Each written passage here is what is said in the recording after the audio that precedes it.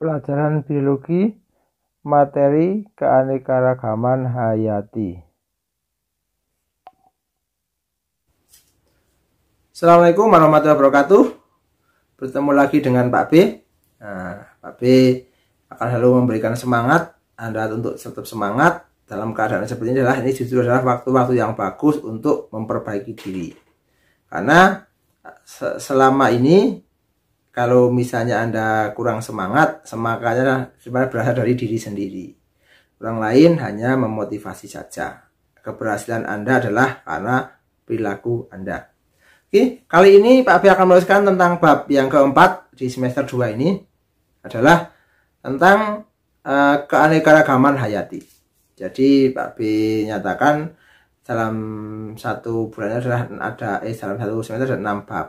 Tapi nanti tergantung waktu yang bisa pengaruh kita. Jadi yang penting adalah kalian semua bisa menjaga kesehatan, tetap sehat, tetap bahagia.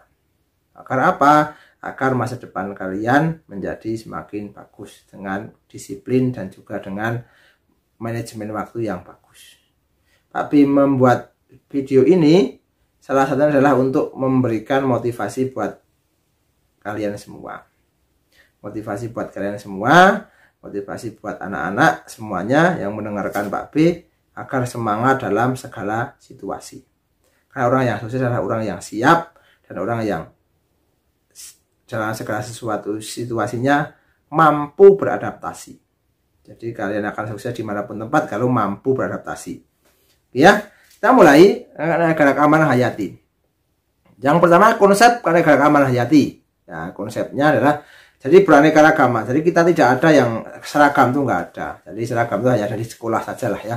Sekolah itu kan seragam. Tapi kalau di luaran, tanaman, makhluk hidup semuanya ada beraneka-ragam. Justru dengan beraneka-ragam itu akan menjadi bagus ketika dikelola dengan bagus. Pelangi itu beraneka-ragam warnanya, jadi menjadi bagus.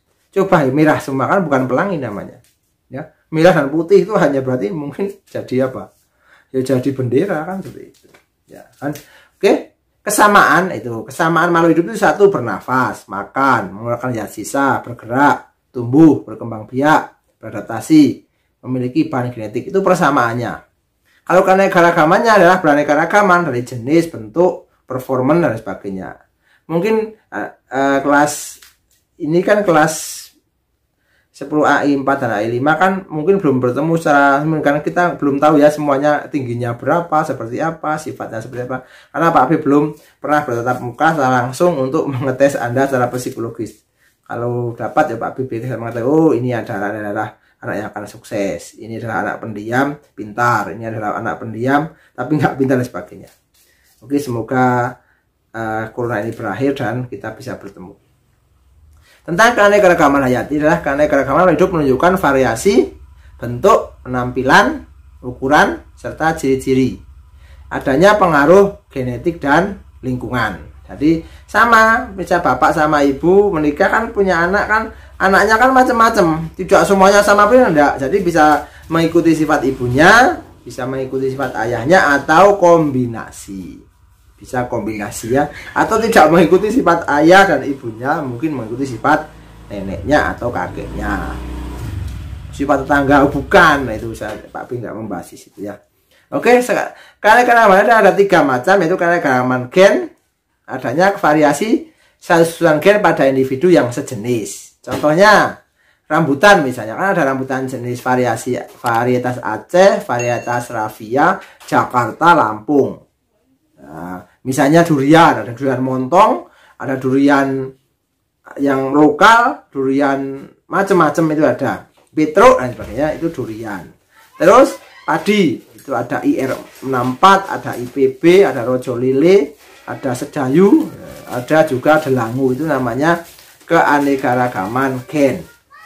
Yang kedua adalah keanekaragaman jenis, yaitu variasi pada tingkat jenis. Contoh, sama-sama ficus, ada Ficus benyamina dan Ficus ribes.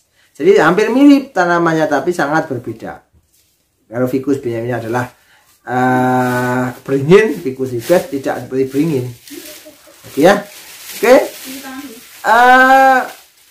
Keanekaragaman tingkat ekosistem. Nah, hal ini adalah merupakan keanekaragaman komunitas dari hewan, tumbuhan, dan makhluk hidup yang lain.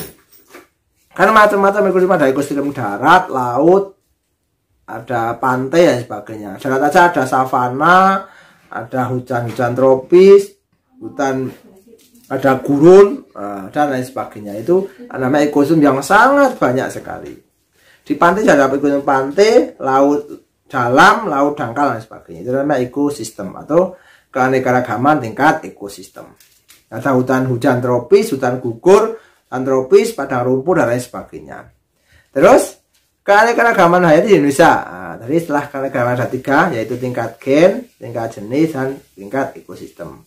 Yang sekarang lanjutnya adalah keanekaragaman hayati di Indonesia. Hayati bisa manusia, bisa hewan dan tumbuhan. Fokusnya 2 ya. Yang pertama adalah Indonesia termasuk mega biodiversitas karena memiliki banyak atau memiliki hutan tropis. Hutan tropis itu adalah hutan yang sangat luas dan berbagai macam individu ada di situ. Di situ banyak sekali macam ragamnya.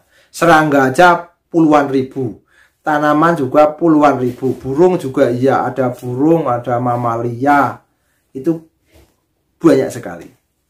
Oke, persebarannya adalah persebaran tumbuhan. Nah, ini contohnya, persebaran tumbuhan itu contohnya. Tapi yang endemik ya, misalnya contohnya Rafflesia, itu kan ada di Sumatera. Rafflesia alnodi atau bunga bangkai, itu ada di Sumatera. Terus ada rotan, ratu sulur dari Papua misalnya. Kalau ada matoa, itu Papua ya, itu pohon atau buah matoa kan khas di Papua. Kalau meranti, rotan itu di Kalimantan. Sedangkan jati, maoni, kenari, terus albasia dan sebagainya itu adalah ada di Pulau Jawa. Itu persebarannya seperti itu. Itu persebaran tumbuhan. Dan yang lain-lain endemik lah, sama lah. Jadi sama lah. Rumput itu sama, rumput di Jawa, Kalimantan semuanya kan hampir sama. Yang kedua adalah persebaran hewan. Persebaran hewan itu adalah ini ada 2 garis yang membatasi persebaran hewan ada di Indonesia, yaitu ada garis Wallace dan garis Weber, membagi 3 bagian, yaitu yang pertama sebelah barat garis Wallace, yaitu terdiri dari Sumatera, Jawa, Kalimantan. Hewannya gajah, badak bercula 1, orangutan, kera, dan lain sebagainya. Babi itu ada di bagian barat atau di sebelah barat garis Wallace. Yang kedua, sebelah timur garis Weber, yaitu Australian atau Papua. Nah, dekat-dekat dengan sana dari Sulawesi ya ke timur itu adalah ada burung kasuari, ada cendrawasih, nuri, parkit, kanguru pohon. Nah, itu ada di situ namanya di sebelah garis Weber atau di timur ya, dekat-dekat dengan Australia. Yang ketiga di antara garis Wallace dan garis Weber itu adalah peralihan ya, tidak seperti Australia tapi juga tidak seperti Asia. Contohnya adalah burung pelatuk, burung hantu, anoa, maleo, tarsus dan lain sebagainya. Tapir, nah, itu kan beda sekali. Tapir itu kan babi tapi kayak rusa kan, babi rusa ya. Itu namanya ada 3 jenis hewan di pulau Indonesia ini. Karena pulaunya itu beribu-ribu dan dibatasi dengan laut sehingga antara satu daerah dengan daerah lain tidak saling bercampur kecuali ada manusia yang membawanya. Itulah keanekaragaman hayati hewan di Indonesia. Dan masih banyak lagi tentang keanekaragamannya. Kenapa? Keanekaragaman hayati di Indonesia itu luar biasa banyaknya. Tapi dengan perubahan perilaku manusia, dengan perubahan perilaku manusia yang kurang bijak, ini variasi hewan itu semakin berkurang. Bahkan ada dinyatakan hewan-hewan itu hewan langka.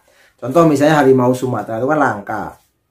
Terus cendrawasih itu kan juga langka karena mungkin beberapa orang diburu terus dimanfaatkan untuk kepentingan pribadi atau golongan.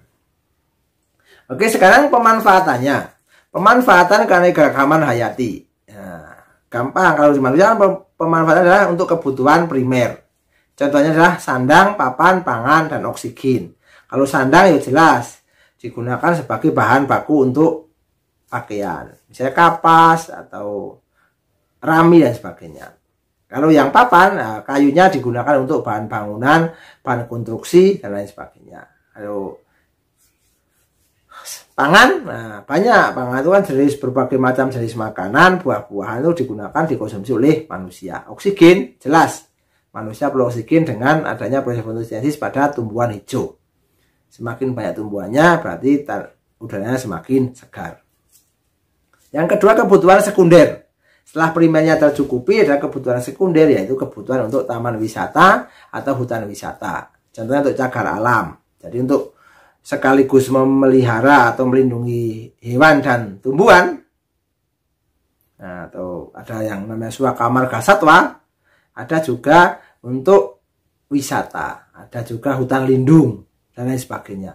Jadi banyak sekali yang ada digunakan untuk wisata. Tapi tujuan awalnya adalah digunakan untuk melindungi tumbuhan atau tanaman yang dianggap langka dan juga bernilai ekonomi yang sangat tinggi. Oke, itu tadi manfaatnya dan masih banyak manfaat yang lain. Terus ancaman terhadap pelestarian. Nah, ini yang paling penting adalah ancamannya.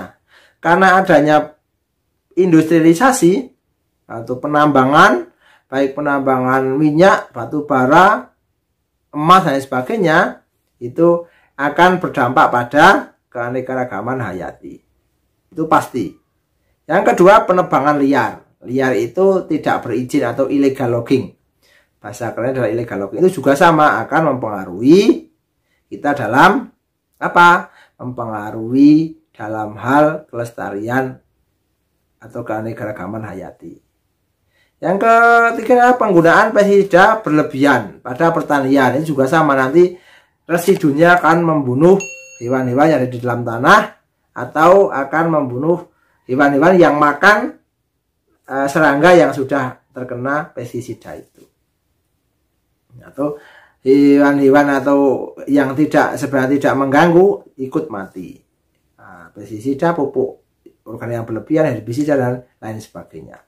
Terus ladang berpindah. Ini mungkin banyak sekali ladang berpindah, membuka lahan di sini, dibakar dan sebagainya. Nanti setelah selesai, nanti pindah.